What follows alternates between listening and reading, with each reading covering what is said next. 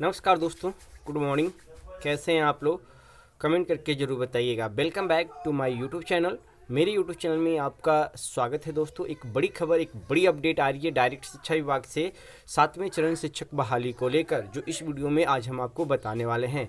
यहाँ पे कहा जा रहा है कि आवेदन मांगा जाएगा ऑनलाइन, पंचायतों की भूमिका होगी सीमित। जी हाँ, जिस तरह से छठे चरण में पंचायतों की भूमिका अग्रणी थी, यानी कि सबसे उच्च थी, सबसे ज़्यादा महत्व पंचायतों को दिया गया था, पंचायत नियोजन इकाई को दिया गया था, शायद उतनी महत्व 7वें चरण शिक्षक बहाली में नहीं मिल सकता है। ये हम नहीं, डायरेक्ट शिक्षा विभाग की तरफ से इन्फॉर्मेशन आ रहा है। डायरेक्ट शिक्षा मंत्री जी का ये स्टेटमेंट दिया गया है।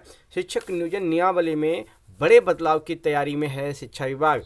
जल्द कैबिनेट में जाएगा प्रस्ताव, 7वें चरण की शिक्षक बहाली में ही होगा लागू। यानी कि जो नियम बन रहा है, नई नियमावली 2022 या फिर कहिए 2023, वो 7वें चरण के शिक्षक बहाली पे ही लागू किया जाएगा।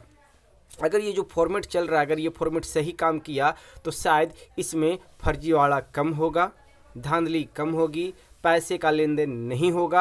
अगर पंचायत नियोजन इकाई से हट के इस तरह के उपयोग होता है तो जो सबसे कम मेघा वाले हैं, जिनको छठा चरण में नहीं हुआ, शायद उनको 7वां चरण में होने का चांस मिल सकता है। अगर इसी चीज़ को उल्टे क्रम में देखा जाए, जहाँ पे पंचायतों को छोड़कर अगर इसके ऊपर ले जाए सीनियर अधिकारी के पास, मान लीजिए जिला स्तरीय पे, राज्य स्तरीय पे, और वहाँ पे इस जगह की जो पंचायत भूमिका निभा रही थी, अगर वही भूमिका वहाँ पे वो पैसा वैसा लेन देन का काम करने लगे, तो फिर यहाँ तो था कि पंचायत को अब थोड़ा सा सीमित कर सकते थे, किसी को दबाव के, किसी को कंप्लेन करके कि हाँ, आगे डीओ बीओ को कंप्लेन करते थे कि यहाँ घुसखोरी चल रही है, यहाँ वो चल रहा है। लेकिन अगर यही काम जिला स्तरीय पे करने लगे, जो वहाँ के जो ऑफिसर होंगे वो पैसा लेने लगे कि हम आपको मेरिट बना देंगे, क्योंकि मेरिट अब जिला स्तर से बनेगा, नहीं तो राज्य स्तर से बनेगा। और मेरिट बनाने का मतलब है कि वहाँ तक आपका पहुँच नहीं होगा, वहाँ तक अपनी शिकायतें नहीं रख सकते हैं, क्योंकि उनका शिकायत आप कहाँ कीजिएगा, उनसे ऊपर के जो अधिकारी होंगे उन्हीं को कीजिएगा। और अगर उन्हीं में पैसा बट रहा है तो फिर तो आप पूरी तरह से भिख मंगे हो जाइएगा, यानी कि रोड पे आ जाइएगा। तो चलिए इसी चीज़ को एनालिसिस करते हैं, लेकिन अगर सही तरह से इसको जारी किया जाए तो, नहीं तो हर एक जगह फिर फर्जीवाड़ा ही फर्जीवाड़ा है। ये खबर पटना छप के आ रही है और प्रभात खबर में इस न्यूज़ को प्रकाशित किया गया है। यहाँ पे देख सकते हैं कि शिक्षकों के 3,38,000 पद रिक्त हैं। 3,38,000। पहले +2 स्कूलों का नियोजन होगी, उसके बाद प्राथमिक स्कूलों में बहाली होगी। अगर फ़ायदा +2 का ही होता है, अगर पहले होता है तो जो कम मेरिट वाले हैं प्राथमिक में, उनका सबसे ज़्यादा फायदा होगा। केंद्रीकृत होगी पूरी प्रक्रिया, 2 विकल्पों पर विचार किया जा रहा है। नियोजन को पंचायती सिस्टम से बाहर निकाला जाएगा, शिक्षा मंत्री। तो चलिए हर एक खबर को विस्तार से देखते हैं। जो लोग चैनल पर नए जुड़े हैं, एक बार चैनल को सब्सक्राइब जरूर कर लीजिएगा। राज्य सरकार शिक्षक नियोजन नियमावली 2020 में बड़ा बदलाव करने जा रही है। इसके तहत शिक्षकों के नियोजन की प्रक्रिया और नियोजन इकाई को केंद्रीकृत किया जाएगा। पंचायती राज संस्थाओं को इससे या तो अलग किया जाएगा या उनकी भूमिका सीमित कर दी जाएगी। संशोधित नियमावली को जल्द ही कैबिनेट में पेश किए जाने की तैयारी है। शिक्षक नियोजन की प्रक्रिया में बदलाव का संकेत गुरुवार को शिक्षा मंत्री प्रोफेसर चंद्रशेखर ने झांझरपुर में आयोजित प्रेस कॉन्फ्रेंस में भी दी।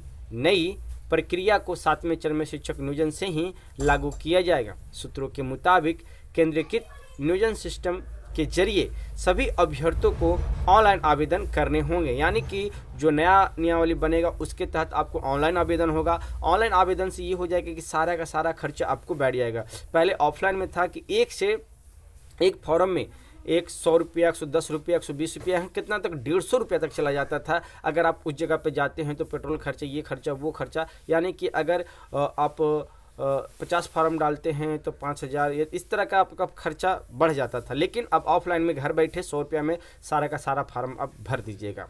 वरीयता क्रम में वे विभिन्न नियोजन इकाई के लिए आवेदन कर सकेंगे। केंद्रीकृत होगी पूरी प्रक्रिया, यानी कि अभ्यर्थियों से आवेदन लेने, इनका इंटरव्यू या परीक्षा, काउंसलिंग और मेरिट लिस्ट जारी करने तक की प्रक्रिया को केंद्रीकृत किया जाएगा, यानी कि सारा का सारा सेंट्रलाइज किया जाएगा। यह जिम्मेवारी बिहार लोक सेवा आयोग यानी कि बीपीएससी को या बिहार राज्य कर्मचारी चयन आयोग को दी जा सकती है, जो कि हाँ, यहाँ पे ठीक है। अगर ये दोनों संस्था अगर काम करती है तो फिर समझिए कोई भी पैसा का लेन देन नहीं होगा, कोई भी घुसखोरी नहीं चलेगी। अगर ये संगठन या ये फिर जो बीपीएससी और बिहार राज्य बीएसएससी जो भी यहाँ पे बोर्ड है, अगर वो काम करते हैं तो फिर समझिए ईमानदारी से काम हो रहा है। पिछले दिनों शिक्षा विभाग के साथ बैठक में कई शिक्षक संगठनों ने शिक्षक नियोजन को पारदर्शी बनाने के लिए पंचायती राज संस्थाओं को इससे मुक्त करने का सुझाव दिया था। अगर इस तरह से काम होता है तो सबसे ज़्यादा फायदा करेगा कम मेरिट वाले को, क्योंकि जो ज़्यादा मेरिट वाले अभ्यर्थी हैं उनको तो हर एक जगह फायदा ही फायदा, उनको कभी दिक्कत ही नहीं। दिक्कत कहाँ आ रहा, जो बेचारे पुराने नियमावली के अनुसार 62, 63, 64 पर बैठे हुए हैं, उनका सिलेक्शन नहीं हो रहा, उनका यहाँ से सिलेक्शन होगा केंद्रीयकृत से और भी बीपीएससी और बिहार राज्य कर्मचारी चयन आयोग की तरफ से। 2 विकल्पों पर विचार है, क्या क्या है वो जान लेते हैं। पहला है कि नियोजन के लिए बीपीएससी जैसी किसी संस्था को जिम्मा दिया जाएगा जो आवेदन लेने से लेकर काउंसलिंग और मेरिट लिस्ट तक की प्रक्रिया पूरी करे, बहुत अच्छी बात है। दूसरा है जो नियोजन इकाई को ऑनलाइन आवेदन भी भेज दिए जाएं और काउंसलिंग को छोड़ बाकी सभी प्रक्रिया शिक्षा विभाग द्वारा अधिकृत परीक्षा लेने वाली कोई संस्था करे, ये भी बहुत अच्छी बात है, पर करे तो सही। नियोजन को पंचायती सिस्टम से बाहर निकाला जाएगा, शिक्षा मंत्री जी का स्टेटमेंट है। कहा जा रहा है कि शिक्षा मंत्री प्रोफेसर चंद्रशेखर ने प्रेस कॉन्फ्रेंस में कहा है कि शिक्षक नियोजन नीति में बदलाव करने की जरूरत है। पूर्व से नियोजन इकाइयों ने शिक्षा व्यवस्था को कमजोर किया है, इससे परिवर्तन लाने के लिए सरकार काम कर रही है। पंचायती सिस्टम से बाहर निकाल नियोजन की एक केंद्रीय व्यवस्था बनाई जा रही है, इसी के तहत 7वें चरण का शिक्षक नियोजन होगा।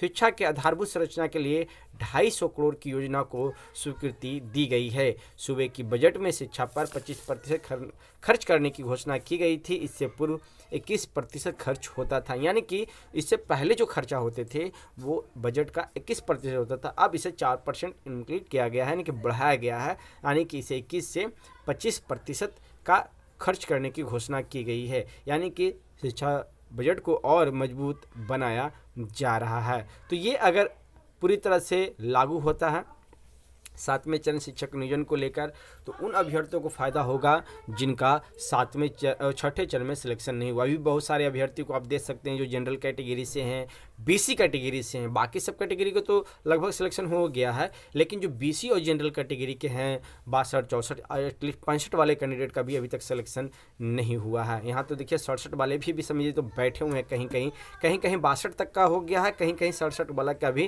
कैंडिडेट का सिलेक्शन नहीं हुआ है। तो वो क्या करेंगे, वो भीड़ जुटेगी किसमें, 7वें चरण में, और इस बार जो सीटेट पास करेंगे कैंडिडेट उनका भी शायद 7वें चरण में आने का पूरी तरह से संभावना है, क्योंकि 7वें चरण के प्राथमिक शिक्षक बहाली में अभी बहुत लेट होने वाला है, क्योंकि अगर दिसंबर लास्ट तक भी नई नियमावली 2022 या 23 कहीं जो जारी कर दिया जाता है, फिर भी अच्छा दिन अभी टाइम लग सकता है। तो एक छोटा सा अपडेट हमने आपको दिया दोस्तों, इस तरह का और भी कुछ अपडेट आएगा तो उस अपडेट से भी हम आपको रूबरू जरूर कराएंगे। तो फिर मिलते हैं एक नेक्स्ट वीडियो में।